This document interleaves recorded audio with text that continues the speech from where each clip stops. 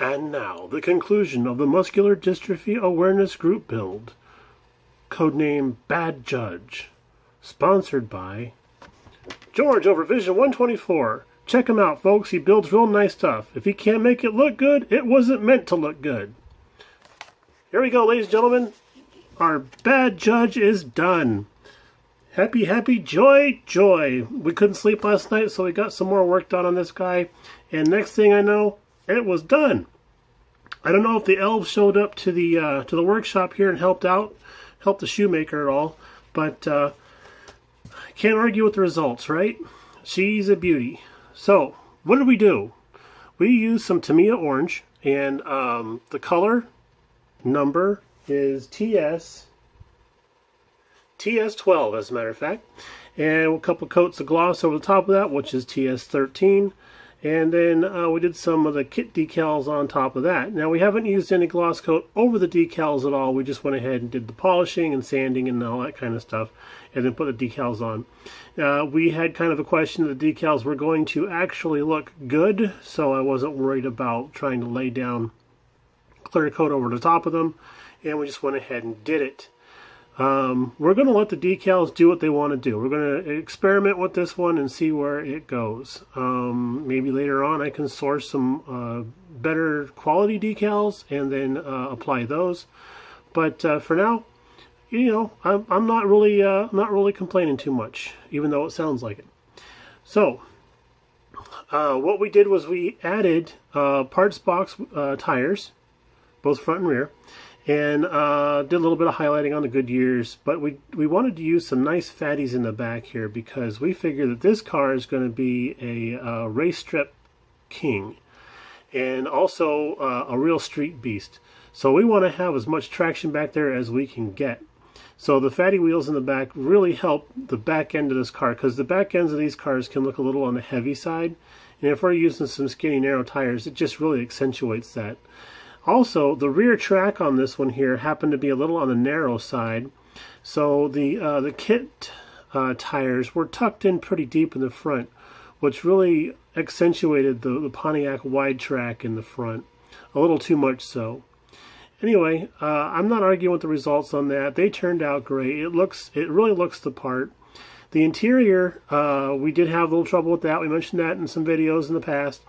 And with all the extra white paint that we had to add on here in order to cover up the mistakes that we had made, it actually took away the orange tint that we were having with the seats. A little bit of a concern that I had been having all along. But so a nice happy accident there. Let's take a peek under the hood. See if BG can help us out with that. No, he's a weak little bugger. So let's I put the hood tack on there, and I wasn't too sure if the placement of that is good or not, but I think that's kind of an arbitrary thing almost. All right, so under the hood, this here is the actual gasket. It's a foam gasket that matches up to the ram air hood, but we did this in a German gray, which was the perfect color for a charcoal type of charcoal color foam. And then the engine block itself is actually interior blue by Tester's Model Master. We airbrushed that on over a gray primer, which gave us the beautiful look of the engine that's supposed to be in these guys. And having the orange body and the blue engine, it's just a beautiful offset in color. They're really complementing each other nicely. As far as interior detail in the engine compartment, we just did a little bit of work on the master cylinder, and that was all. Oh, we chromed our water radiator cap, and then put on some bare metal foil on the hose here to give it the look of hose clamps. And that was basically it under the hood. The kit itself went together very, very well, except for the fact that we had a tiny issue with the frame, and we'll tip them on the side here in a second after we go. Oh, we're off camera. There we go. Tip them on the side here in a second here after we do the passenger side. But we did do chrome bare metal foil around the windows, and then we did silver Sharpie for the drip rails.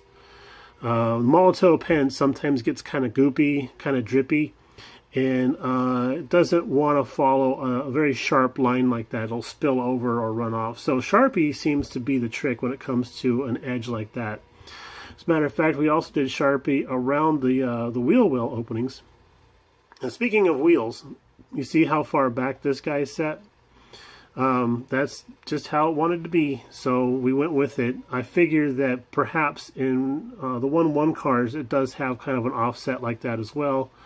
Because of the undercut of this fender right here, these wheels would if they were any farther forward, would run into those when they make a lock-to-lock turn.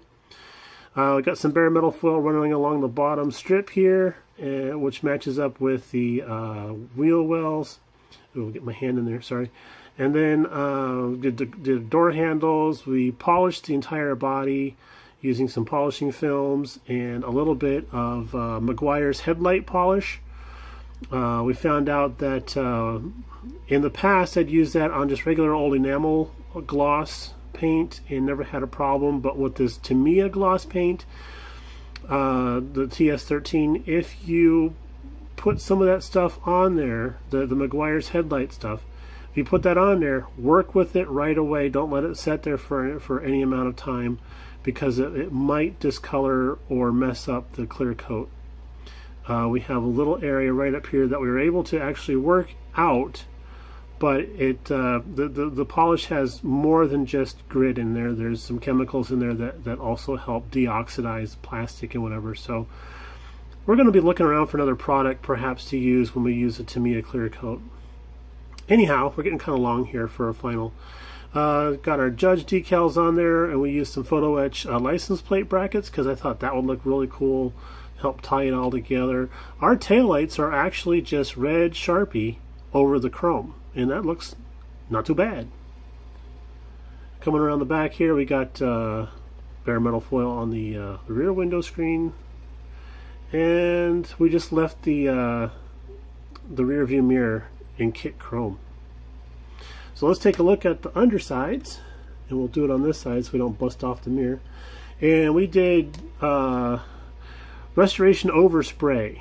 So this was all primed in gray, and we just went back over and just did a shot of orange around the edges here. And I decided to leave the gas tank oversprayed looking as well. And then this color here is a beautiful light gunmetal by Tamiya, which I believe is actually a newish color for them, and it is spectacular. I love it for exhaust pipes. Love, love, love it. We did do some couplers here out of shrink tubing because these weren't matching up properly. There's a little bit of a gap there, so we covered that gap with some shrink tubing, and then once that's kind of done, it's probably very cool enough by now, but we're going to hit that with a little bit of a steel paint there to blend that in. And another beautiful shot of that wonderful color that we used on the engine block itself. So there we have it, folks. Our muscular dystrophy group build is done. Thank you very much, Scott, over at Saltwater Model Customs. Thank you so much for hosting this. It's a wonderful tribute to that group. And we're waiting to hear from you about whether or not these cars are going to be packaged up and shipped off for auction or something like that as a fundraiser. So, oops, sorry there. Let us know what you got going on, and we'll talk to you all later. Everybody have a great week. You probably won't hear from us for a little while. But in the meantime, take care and keep at it. Bye now.